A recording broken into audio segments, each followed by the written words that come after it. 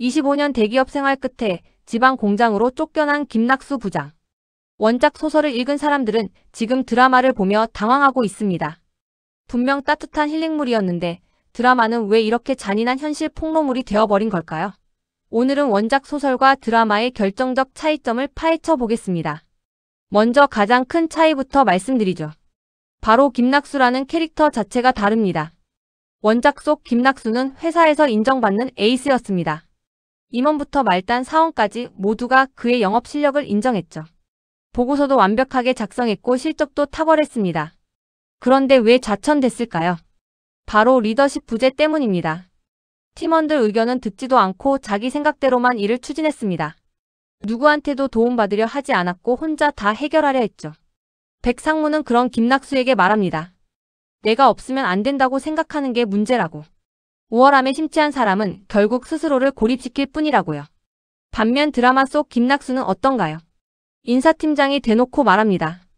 영업에선 날아다녔지만 관리는 영이라고요. 백상무도 학생 숙제 검사하는 기분이라며 한숨을 쉽니다. 게다가 치명적인 실수까지 저지릅니다. 기가 인터넷도 안 깔린 지역에 서비스를 승인해버린 거죠. 부하 직원이 경고했는데도 백상무 눈치만 보다가 어물쩍 넘어갔습니다. 결국 유명 유튜버한테 제대로 저격당해 회사는 난리가 납니다. 이 차이가 왜 중요할까요? 원작에서 김낙수는 능력은 있지만 사람을 이끄는 법을 몰랐던 사람입니다. 그래서 좌천이 배신이 아니라 재기회가 되는 거죠.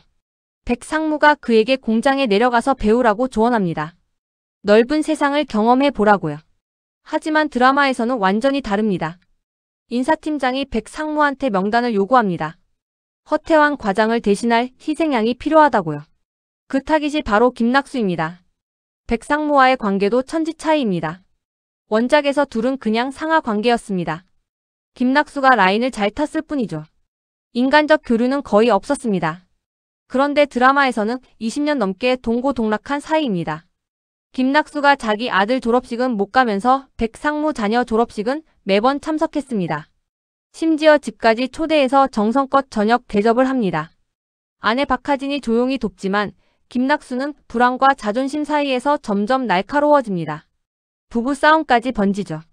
그런데도 백상무는 결국 김낙수를 버립니다. 20년 전보다 회사 압력이 더 셌던 거죠. 나 아직 쓸모 있는 사람이라고요. 김낙수가 매달리지만 소용없습니다. 이미 아산공장 안전관리팀 발령은 확정된 상태였으니까요. 여러분이라면 어떻겠습니까? 20년 함께한 사람한테 이렇게 당하면 배신감이 들지 않겠어요. 경쟁자 캐릭터도 완전히 다릅니다. 원작에는 최 부장이라는 인물이 나옵니다. 김낙수와 동갑의 입사 동기죠. 능력은 김낙수보다 부족합니다. 그런데 왜 승진했을까요? 백상무가 원하는 리더십을 가졌기 때문입니다. 팀원들 의견을 경청하고 조율할 줄 아는 사람. 이게 원작이 전하려는 핵심 메시지입니다. 능력만으론 부족하다는 거죠. 드라마의 도진우는 어떤가요? 김낙수보다 한참 어린 후배입니다. 게다가 전문대 출신이죠. 학벌로 자존심 세웠던 김낙수한테는 치명타입니다. 더 충격적인 건 그가 사는 집입니다.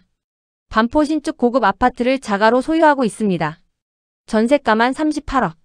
낡은 차를 타고 다녀서 겉으로는 티를 안 내지만 속으로는 완전 부자죠. 거기다 능력까지 출중합니다. 영업 실력도 좋고 스마트하고 말도 잘합니다. 하지만 도진우의 다른 면이 조금씩 드러날 것 같습니다. 겉으로는 능력자지만 속으로는 전략적 기회주의자죠. 경쟁자를 제거하는데도 능숙해 보입니다. 지금은 백상무의 신임을 얻고 있지만 앞으로 백상무마저 밟고 올라갈 인물로 그려질 가능성이 큽니다. 이게 바로 드라마가 말하려는 거죠. 젊고 능력 있는 후배한테 밀려나는 중년의 위기. 가족 이야기도 빼놓을 수 없습니다. 먼저 아들 김수겸부터 볼까요? 원작 속 수겸은 온라인 쇼핑몰을 운영합니다.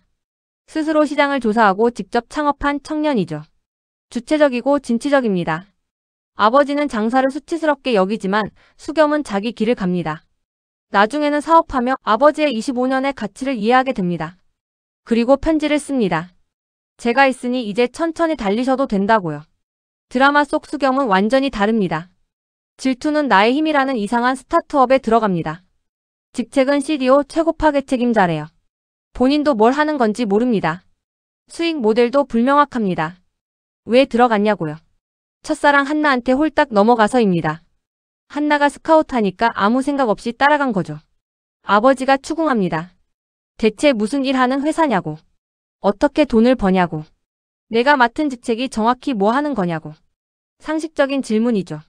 시청자들 반응이 어땠는지 아십니까? 아들 파트 나오면 스킵한다는 댓글이 쏟아졌습니다.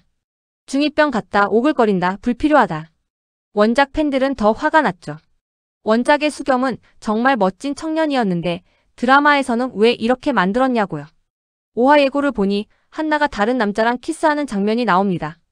수겸이 그걸 목격하고 현실을 깨닫는 거죠. 그리고 스타트업을 그만둘 것 같습니다. 아내 박하진 이야기도 흥미롭습니다.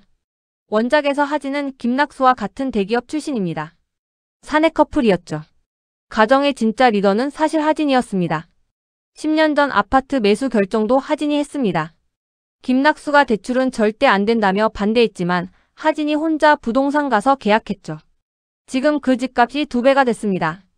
김낙수가 나중에 상가 사기를 당했을 때도 하진이 해결책을 제시합니다.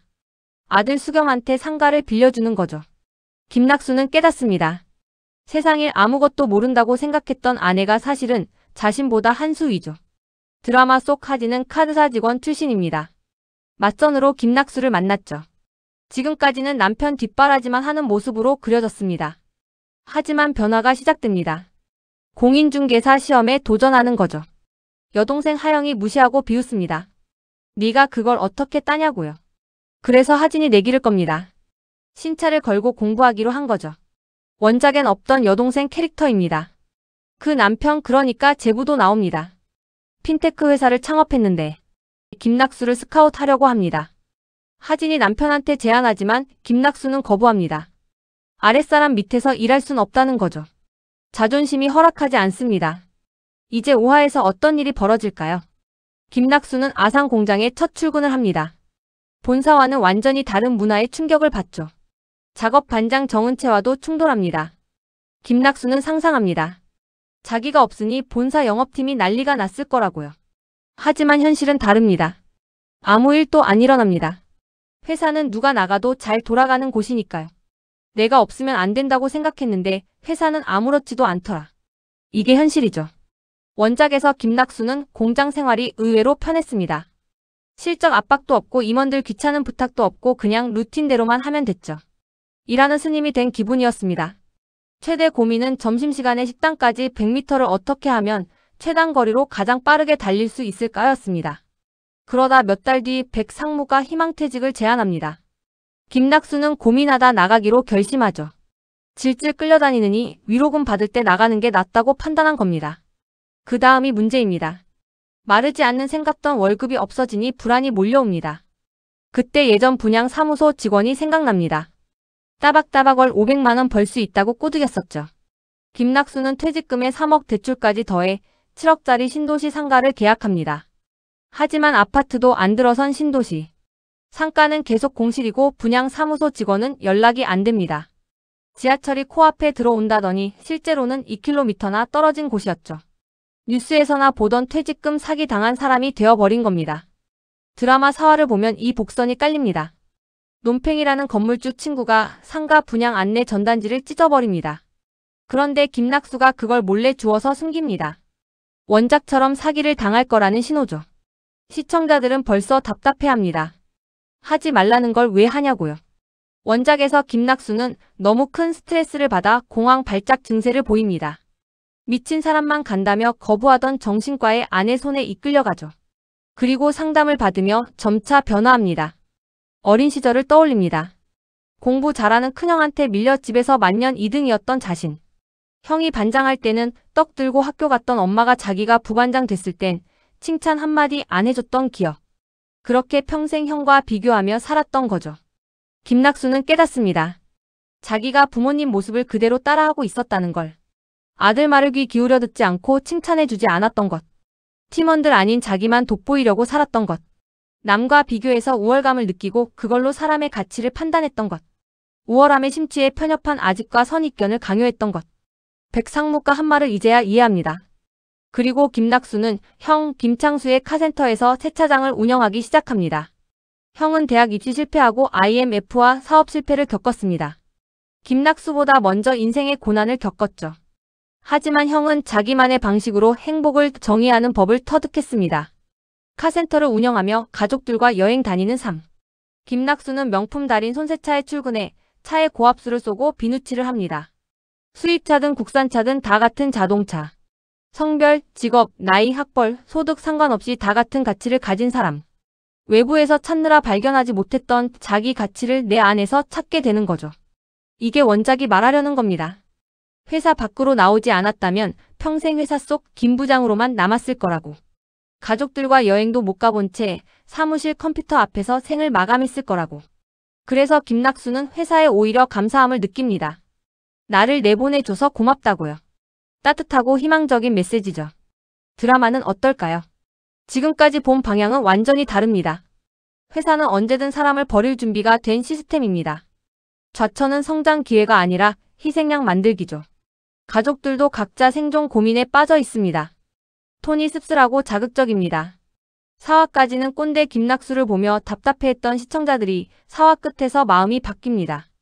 너무 짠하다고. 나라고 뭐가 다르냐고. 나도 저랬었다며 PTSD가 온다고 합니다. 원작은 힐링 에세이였습니다. 현실에 닫힌 마음을 치유받는 이야기였죠. 드라마는 냉혹한 생존기입니다. 25년 헌신이 무색해지는 순간들을 적나라하게 보여줍니다. 어느 게 더 좋다 나쁘다 할 순 없습니다. 다만 같은 제목이지만 현실을 보는 관점이 다른 이야기라는 건 분명합니다. 앞으로 드라마가 어디로 갈지 궁금합니다. 원작처럼 세차장까지 갈까요? 아니면 제부 회사로 가는 전개일까요? 형 김창수가 등장할까요? 분양 사기는 원작대로 당할 것 같습니다. 김낙수가 전단지를 주워 숨긴 걸 보면요. 그리고 후반부에는 힐링으로 전환될 가능성도 있습니다. 지금처럼 계속 씁쓸하게만 갈 순 없으니까요.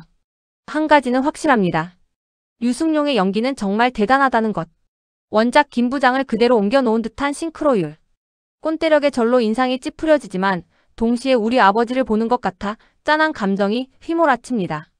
이게 바로 이 드라마의 힘이죠. 여러분은 어떻게 보십니까? 원작과 드라마 중 어느 쪽이 더 와닿나요? 댓글로 의견 남겨주시면 감사하겠습니다. 지금까지 서울 자가의 대기업 다니는 김 부장 이야기 분석 글이었습니다.